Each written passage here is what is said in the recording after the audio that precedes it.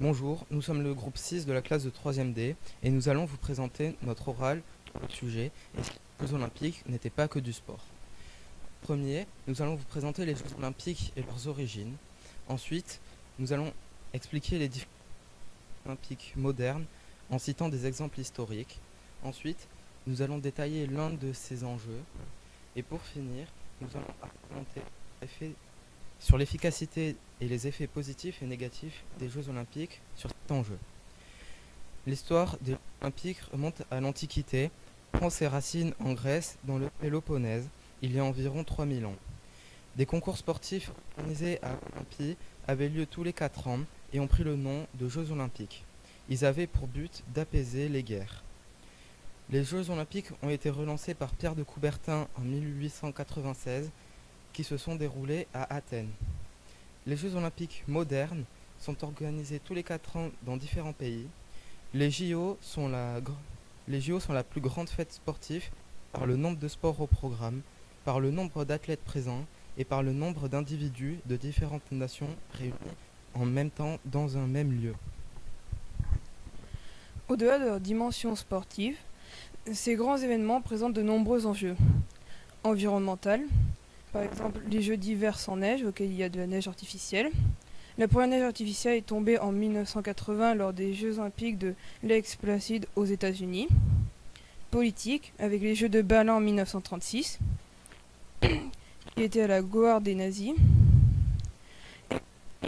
Les Jeux d'Albertville, où j'en parlerai après.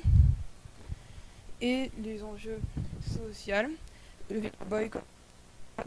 Pendant la guerre froide, les États-Unis et d'autres pays boycottent celui de 1980 car il se déroule à Moscou et refusent d'y participer. Et en 1984, c'est l'URSS et les Alliés qui boycottent car il se déroule à Los Angeles. Comme enjeu, il y a l'exemple des Jeux d'Albertville. Il y a eu l'argent dépensé, au total 12 milliards de francs, pour avoir les meilleurs équipements sportifs et dans tous les domaines. 14 000 emplois ont été créés de 1985 à 1990. Après les Jeux Olympiques, il y a eu à peu près 9% de chômage. Grâce aux installations faites, les habitants ont pu profiter de meilleurs équipements. Depuis le début des Jeux Olympiques, les fonds pour les préparer sont passés de 2 milliards d'euros à 13 milliards pour prouver la supériorité des organisateurs. Pour ma partie, je vais vous parler des effets positifs et négatifs des JO sur l'enjeu économique. Commençons par les effets positifs. Et je vais commencer par un exemple concret. En 1992, les JO ont contribué à la revitalisation et à la stimulation de l'économie de Barcelone, ce qui fait que ça a amélioré la ville au niveau économique et urbain. Pour la suite, je vais vous parler d'un autre effet positif, c'est que les JO créaient de nombreux emplois, et dans divers secteurs, comme par exemple la construction, l'hôtellerie, le transport et les services. Malheureusement, ces métiers disparaîtront à la fin des JO. Maintenant, parlons des effets négatifs, en commençant, comme pour les effets positifs, par un exemple concret. En 2004, les JO d'Athènes ont laissé un lourd fardeau financier de environ 9 millions d'euros à la Grèce, avec un coût d'organisation qui ont dépassé de manière significative les estimations. Un autre effet négatif, c'est le déplacement de la population.